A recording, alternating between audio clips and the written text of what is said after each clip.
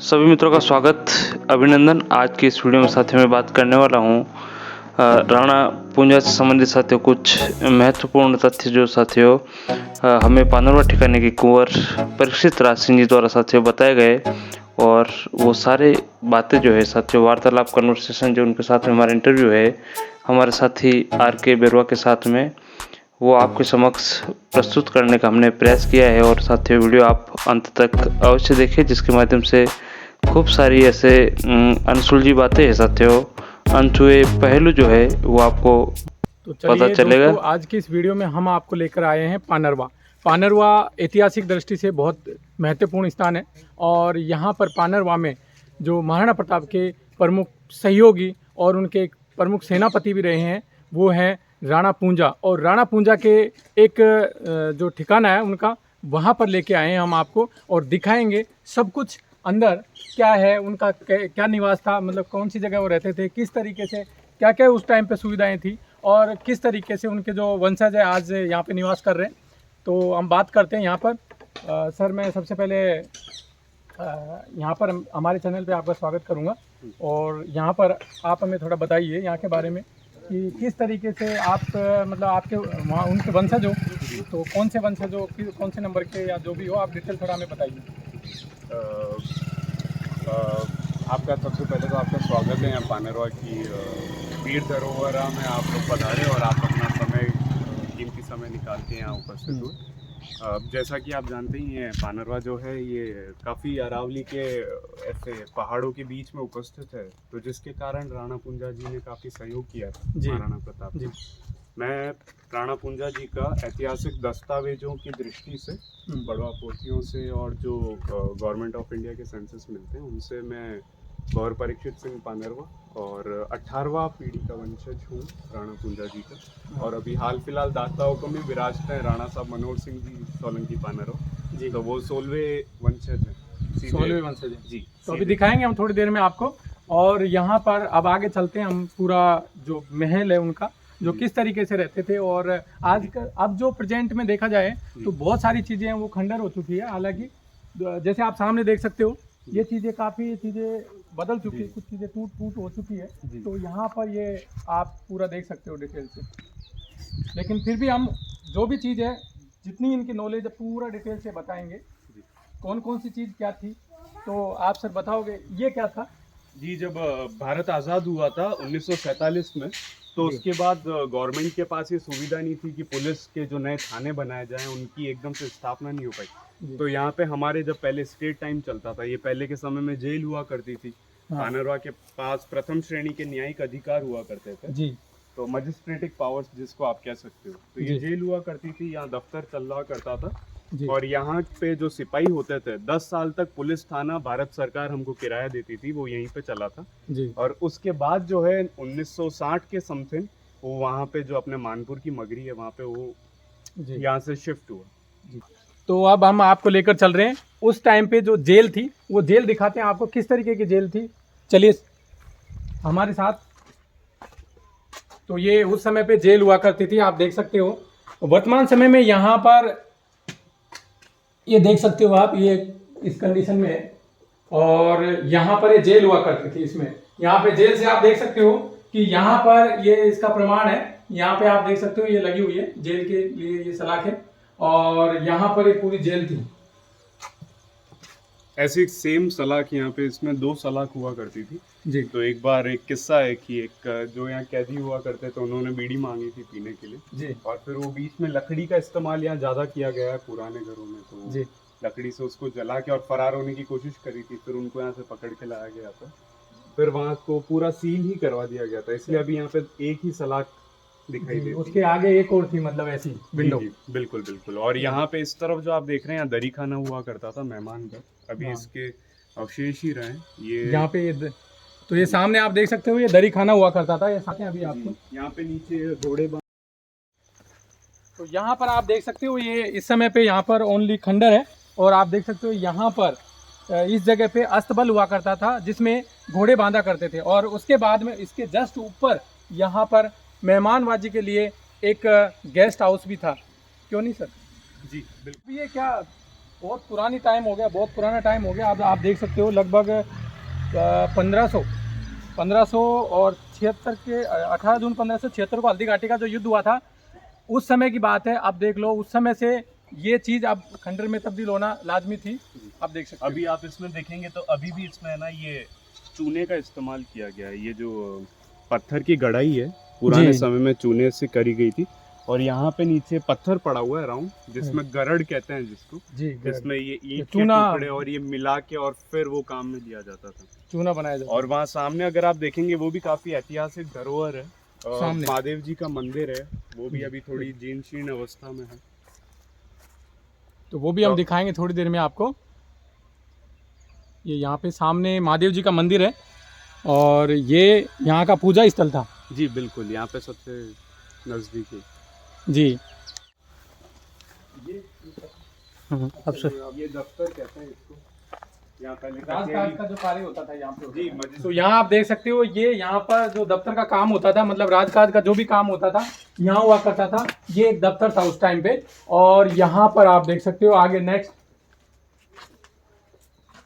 यहाँ पे अंदर एक हॉल बना हुआ है, तो इसकी चाबी ऊपर पड़ी हुई होगी अभी, और इसके अंदर ही जो मजिस्ट्रेट है वो बैठा करते थे जब न्यायिक अधिकारी यहाँ पे होते थे, और काफी जो फाइल्स वगैरह उनका निपटारा यहीं बैठ के किया जाता था।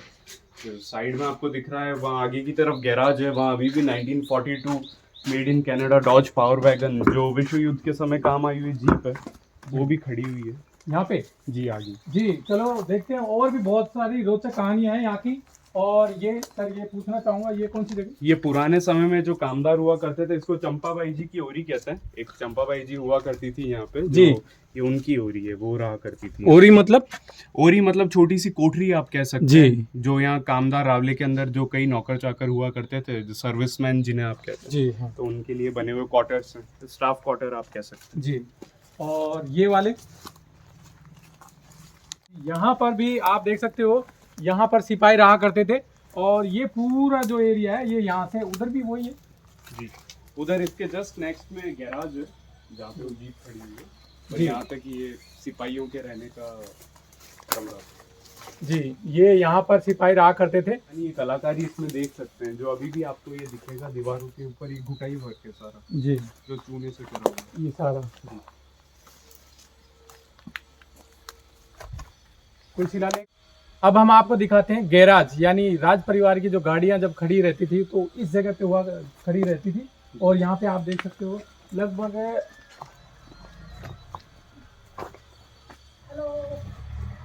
यहाँ पे आप देख सकते हो जैसे ये गाड़ी है उस समय की विंटेज कार है जी बिल्कुल, ये विंटेज कार है। ये आप देख सकते हो राज परिवार की शान और शौकत के लिए और आवाजाही के लिए एक प्रमुख साधन हुआ करता था। ये विंटेज कार आज भी यहाँ पर खड़ी आप देख सकते हो। अब यहाँ पे पुराने समय में ऐसे रास्तों के अंदर यही गाड़ियां जो हैं ये थोड़ा कारगर साबित होती थी। ये 1942 डॉज पावर वैगन कार है मेड इन कनाडा, जो विश्व युद्ध के समय काम में ली गई थी, जिसमें एंटी प्लेन मिसाइल्स रखने के भी लॉन्चर्स हुआ करते थे, तो इसकी चैचीज होती स्ट्रॉन्ग। इसको दाता हुक्म राणा मनोहर सिंह जी सोलंकी साहब, जो अभी हाल फिलहाल पानरवा के गद्दी पे विराजते हैं, उन्होंने अपने समय में जब वो मेरे उम्र के रहे होंगे उन्होंने इसको काफी ड्राइव करी है। It's a left hand drive and it's a very beautiful piece of art. अभी इसको कोशिश जारी है कि जल्दी इसको वापस रिनोवेट इसको भी किया जाए। जी जी सर, मैं कहना चाहूँगा कि मतलब बहुत सारी चीज़ें यहाँ पर ऐतिहासिक चीज़ें हैं, अगर ये चीज़ें वापस सजोई जाए तो मतलब बहुत अच्छा रहेगा, क्योंकि लोग अभी जैसे ये चीज़ लोगों की नज़रों में नहीं है, लेकिन अब धीरे धीरे लोग जानेंगे, हमारे वीडियो के द्वारा लोगों को बहुत सारे लोगों को पता चलेगा, तो यहाँ आएंगे देखने के लिए। तो मैं चाहता हूँ कि मतलब ये ऐसी चीज़ें तो इनका जो रख रखाव है सही तरीके से हो, ताकि आपके लिए भी मतलब एक बहुत अच्छी एक गर्व की बात है, इससे बढ़िया क्या हो सकती है। जी अब नेक्स्ट चलते हैं आगे और डिटेल। तो यहाँ पे आप देख सकते हो राणा पूंजा जी है, उनकी कुल देवी यानी खीमज माता, उनका यहाँ पर ये देख सकते हो मंदिर है, और यहाँ पर एक नवरात्रि के समय यहाँ पे हवन किया जाता है। हवन किया जाता था यहाँ पे आप देख सकते हो। और मंदिर अंदर जी अंदर ही आप देख सकते हो, हम दिखाते हैं अभी मंदिर यहाँ पर खीमज माता का मंदिर। ये राज परिवार के धार्मिक उपासना का एक केंद्र था।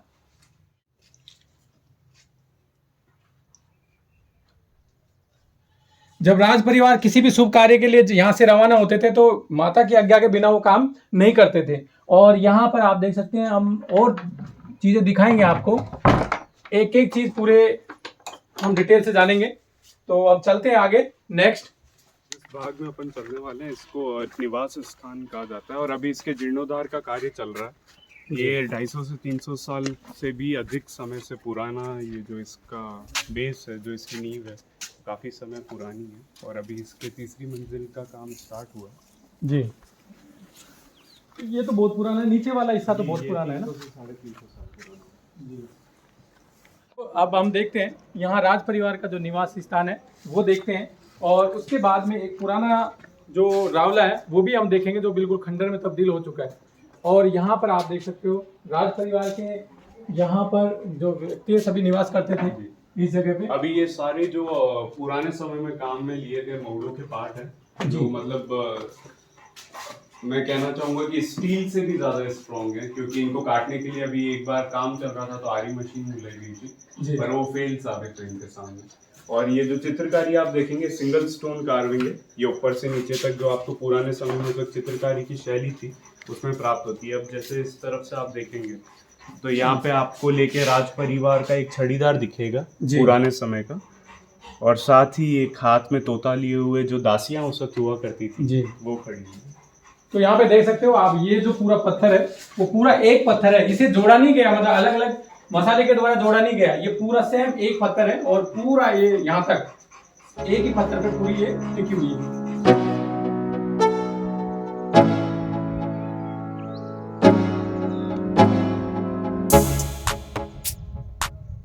तो दोस्तों अब यहाँ पे आप सामने देख सकते हो वो जो वहाँ पे दीवार दिखाई दे रही है आपको सामने ऊपर, ये मेन जो हल्दी घाटी के समय की जो बात है, उस टाइम पे जो युद्ध हुआ था हल्दी घाटी का, उसी समय की बात है। वो उस समय पे ये वाला जो किला था, और अब ये क्या खंडर में तब्दील हो चुका है, क्योंकि लगभग ये मान लो आप 18 जून 1576 की बात है, तब वो युद्ध हुआ था।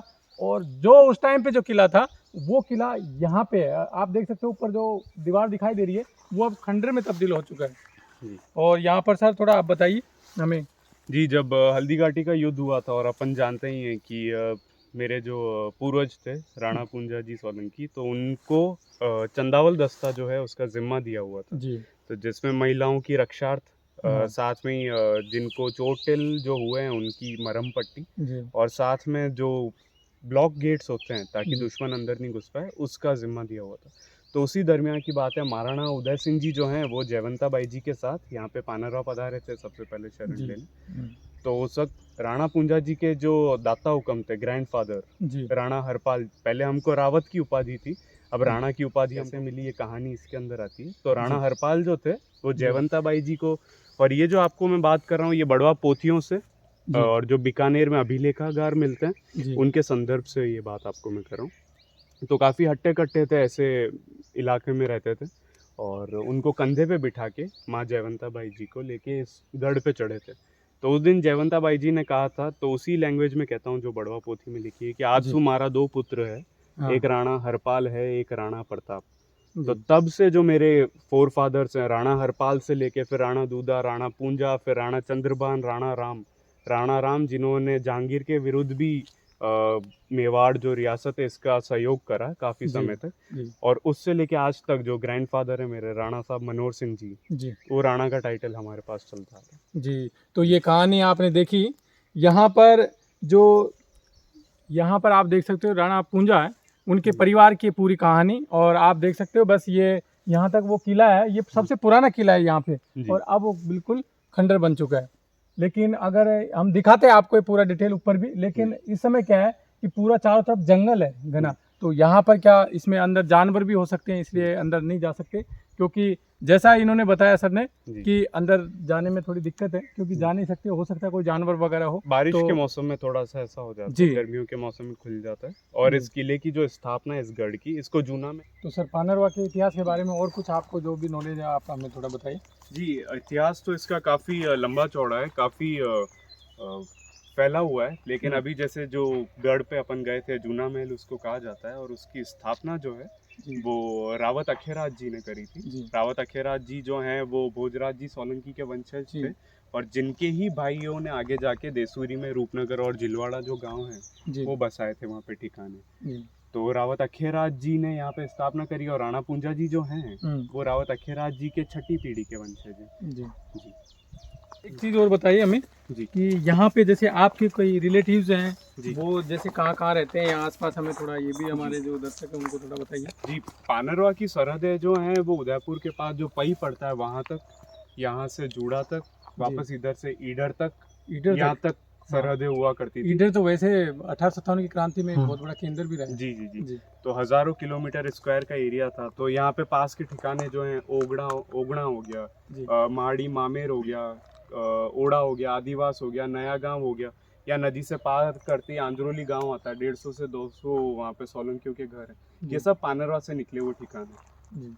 मतलब आपके ही वंशज हैं वो? जी हमारे कहीं ही ना, हैं। हाँ, तो उन्होंने- बड़ा भाई जो होता था वो हमेशा पानरवा में गद्दी पे विराजते थे, जी। और जो छोटे भाई हुआ करते थे अक्सर उनको जागीरियां दी जाती थी। जी दोस्तों, जैसे मैं यहाँ पे बता दूँ आपको कि मेवाड़ में एक रिवाज है कि जो बड़ा भाई होता है वही गद्दी का हकदार होता है। जी जी सही बात। बिल्कुल सही फरमाया। तो बड़ा भाई है वही गद्दी का हकदार होता है। तो यहाँ पर क्या, जो पानरवा में जो ये ठिकाना है, पानरवा ठिकाना, उसमें हर बार जो भी है, एक जो पीढ़ी में से एक जो भी व्यक्ति है, बड़ा भाई है, वो यहाँ पे रहा है। जो भी और इस राणा तरह- होते थे वो यहाँ पे पानरवा में विराजते थे, और जी। जो उनके छोटे भाई होते थे वो जी। यहाँ के जो अभी सभी ठिकाने उनमें जाके उनके भी आज अच्छे संपन्न ठिकाने रावले बने हुए हैं। तो उन्होंने अपने अलग से ठिकाने बना लिए ना। जी बिल्कुल, और उनको पानरवा द्वारा या कुछ के स्वतः उनकी जागीरियाँ जो हैं प्राप्त की गई उनके द्वारा। जी। और यहाँ पर अब जैसे आपके उदयपुर में भी कोई जी यहाँ पे आपके मतलब जैसे जी। रिश्तेदार हो रहते हो, या कुछ भी आपके वंशज वगैरह रहते हो वहाँ पे, या आपका कोई महल हो वहाँ पे?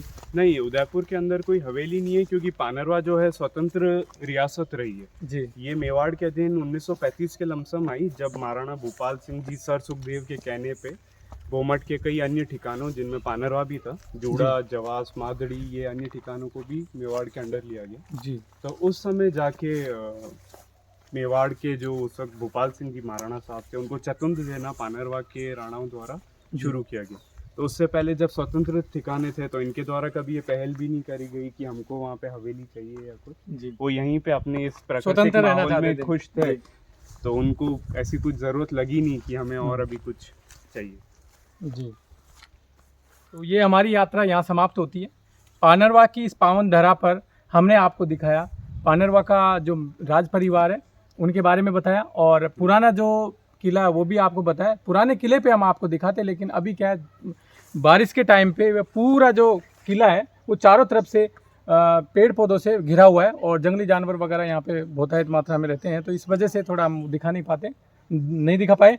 तो अब सर आपको बहुत बहुत धन्यवाद, जी, आपने आभार। इतना सहयोग किया हमारे लिए। और नहीं, ये सहयोग करना बनता है, क्योंकि सहयोग करना इसलिए भी बनता है क्योंकि कहीं ना कहीं आप जैसे विद्वानों द्वारा और जो समझदार व्यक्ति हैं जो समाज के, उन द्वारा ये पहल होनी बहुत ज़रूरी है कि आपसी जो सामाजिक सौहार्द है, जो एकता है, जिसके लिए क्षेत्र जाना जाता था, जी। वो आज भी उसी माध्यम से उसी तरह से बनी रहे जिस तरह से सदियों से बनी आ रही है। जी। और जैसे कि आज भी जब गौरी का मंचन होता है तो पहली गौरी जो है अपने पानरवा के यहाँ चौक में दरी खाने में खेली जाती, और माँ खीमज और दाता हुकम का आशीर्वाद लेके फिर गांव-गांव जाया जाता है।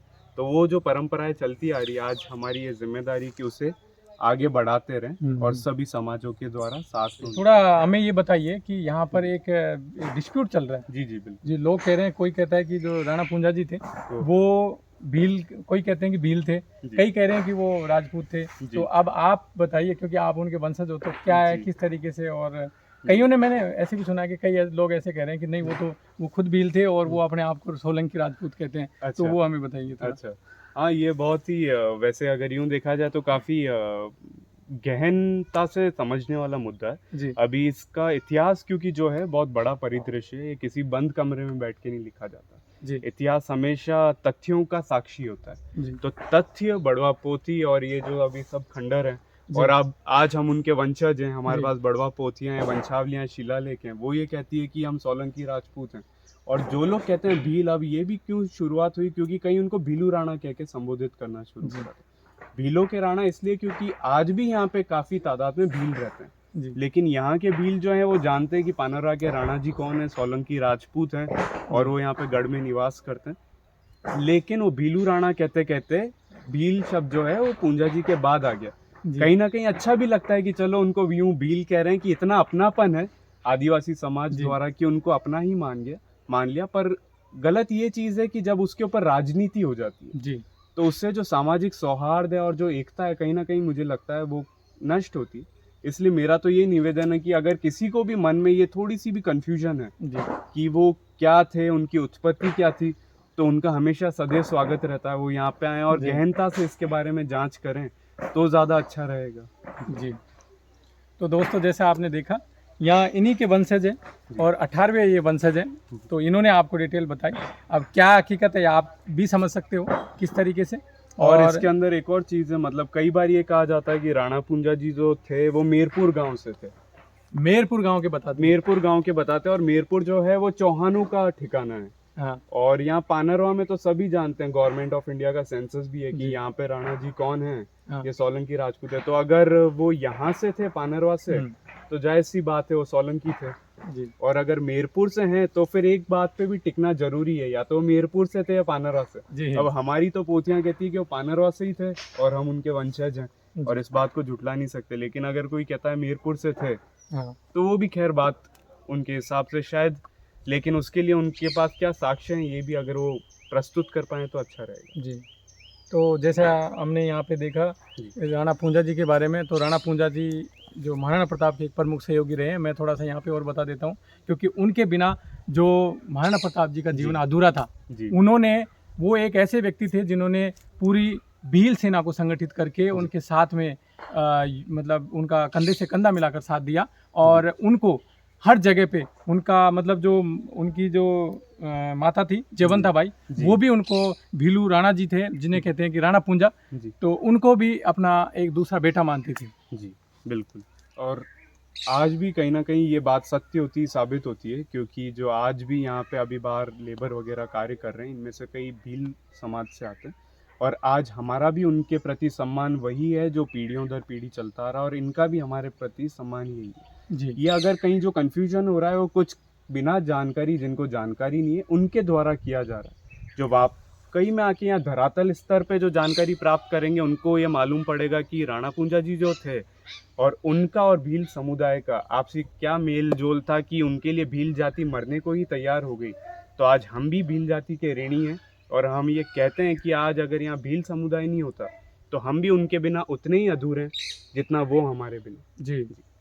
तो सर मैं आपसे पूछना चाहूँगा कि मतलब जैसे आप क्या मतलब जो जनता को क्या मैसेज देना चाहते हो, मतलब किस तरीके से आप देखते हो? जी मैसेज मैं ये दे सकता हूँ कि राज परिवार से होने के नाते और यही कहना चाहूँगा कि जितना ज़्यादा हो सके समाज और अपने इस गांव के विकास के लिए हम क्या कार्य कर रहे हैं जी। वो निर्भर करता है। आज राणा पूंजा जी राजपूत थे या भील थे ये बात जो है अपन न्यायालय पे और साक्ष्यों पे छोड़ देते हैं कि सबूत क्या कहते हैं। हम ये बात करें कि आज वाकई में हम इस क्षेत्र के लिए क्या कार्य करें। जी। जैसे दाता हुक्म का कहा जाए, जो राणा साहब मनोहर सिंह जी मेरे ग्रैंडफादर, इन्होंने जब सरपंच रहे थे 15 साल निर्विरोध इस गांव के, तो 2 से 2,500 बीघा जमीन जो है यहाँ के आदिवासियों और क्षेत्र के लोगों के नाम करी थी।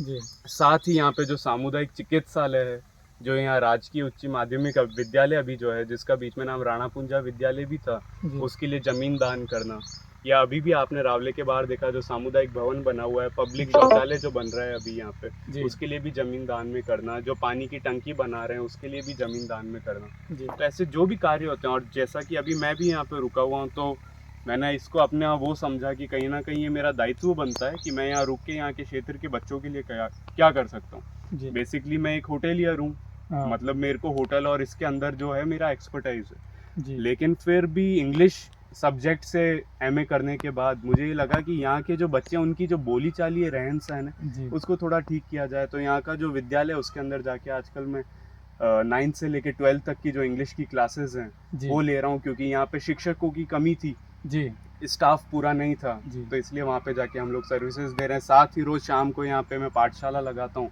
जिसमें गांव के आसपास के कई बच्चे आते हैं जिनको निःशुल्क यहाँ पे पढ़ाया जाता है। तो वो भी क्षेत्र के जो मेरे को लगता है उन्नति के लिए कहीं ना कहीं अगर गरीबी को कोई लांघ सकता है तो शिक्षा ही एक माध्यम है। कि उसमें सब समाज के आते हैं पढ़ने जी, के लिए। सर्व समाज के, और उसमें कोई बिल्कुल भेदभाव नहीं करा जाता। मैं खुद भी उनके साथ एक ही दरी पे बैठता हूँ। जी बच्चों को बिल्कुल अपने घर के हों वैसे उनको पढ़ाया जाता है। जी तो और अभी आप थोड़ी सी देर अगर रुकें तो आप देखेंगे अभी 5-6 बजे वो बच्चे आने ही वाले होंगे। जी तो वो आते ही वो फिर इंतज़ार करते हैं कि अब कब सर आएंगे और हमको पढ़ाएंगे। जी। जी। चलो और कुछ सर? और बस यही मेरा सबको एक मैसेज है आपके इस यूट्यूब चैनल के माध्यम से देना चाहूँगा कि आपकी जो अंदर एकता है अपने सभी समाज को लेकर, संप्रभुता है, ये आप बनाए रखें। इसको किसी भी माध्यम से नष्ट ना होने दें, और ये चीज़ अपने पे हावी ना होने दें कि एक समाज का जो नेता है वो दूसरे समाज का प्रतिनिधित्व नहीं कर सकता। एपीजे अब्दुल कलाम एक मुस्लिम थे, भारत के राष्ट्रपति बने। जी साथ ही अभी द्रौपदी मुर्मू हैं, आदिवासी समाज से आती है, उनको जी। ढेर सारी बधाइयाँ कि वो भी वापस एक आदिवासी होने के बावजूद वहाँ नेतृत्व करती है। जी तो बिल्कुल वैसे ही ये जो भारत की संप्रभुता है, जो अनेकता में एकता है, डाइवर्सिटी जो कल्चर है, इसको आप एक संजो के रखें।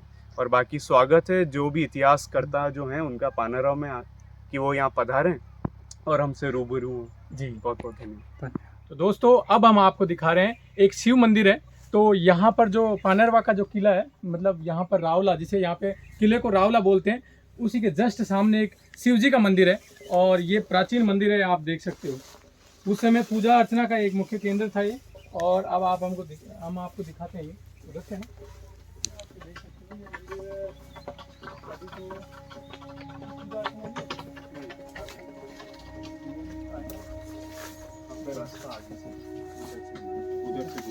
तो यहाँ पर किले के जस्ट सामने किला इधर है, और किले के जस्ट सामने ये मंदिर है। ये उस समय पे एक शिव मंदिर हुआ करता था। और यहाँ पे आप देख सकते हो, ये उस समय यहाँ के ठिकाने का एक मुख्य मंदिर था, ये आप देख सकते हो। और यहाँ पे शिलालेख बर्तन के, वो सर कहीं कहीं साइड इसमें में कहीं शिलालेख है। यहाँ पे सर कहाँ है मेरे को नहीं पता है, क्योंकि मैं इस तरफ तो कभी आया ही नहीं था। मम्मा उधर जरूर पत्थर ऐसा ही जमीन पे रखा हुआ है, उसके ऊपर। अच्छा, जमीन के ऊपर। ये सर राणा पूंजा के समय का है। जी बिल्कुल। अच्छा, ये उस समय ये राणा जी के समय का।